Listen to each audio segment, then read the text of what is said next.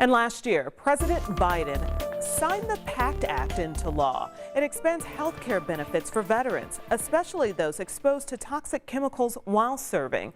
But a lot of veterans here in Indiana aren't aware of the help available to them. So tonight, Rachel Krause shares a program that's bringing the assistance straight to our Hoosier heroes. There are a lot of vets that need help.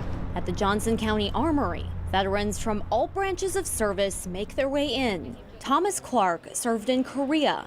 I always tease everybody, so I really didn't do anything. I just put on a green uniform and ran out in the woods and let everybody shoot at me. His buddy Steve Deco in Vietnam. It was a little rough. Yeah, a little rough. Yeah, a lot of friends of mine got killed. In the decades since coming home, neither has ever had a toxic exposure screening. No. I've not been screened for Agent Orange at all since I've been back. But Deco knew he'd been exposed several times in Vietnam. Side effects, a lot of stuff's pretty rough. I got peripheral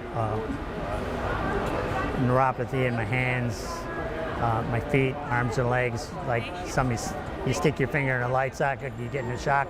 That's how my hands and arms and legs feel all the time, 24/7.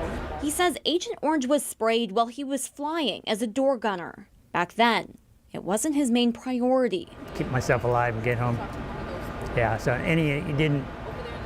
that time you didn't know, I come off a farm in central Wisconsin, so I didn't know anything about it. I knew they were spraying it, but I didn't know the side effects of it. So that was a bad thing after you got back and you found out through the years that bad stuff.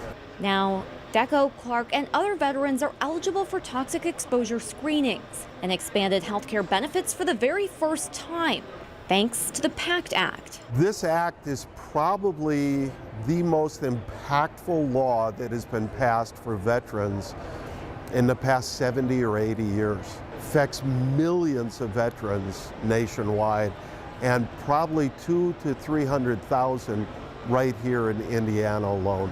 Mark Turney, Chief of Communications with Roudebush VA, says a lot of veterans don't know about it. It's why they're hosting resource and benefits fairs like the one here at Johnson County Armory, bringing care that's so needed to the vets directly. Deco and Clark say they're grateful the VA staff here aren't letting these new healthcare benefits slip through the cracks. I'm hoping this will get me a little bit farther in and see where we can go from there. So, as a veteran, this means the world to me. In Johnson County, Rachel Krause, 13 News.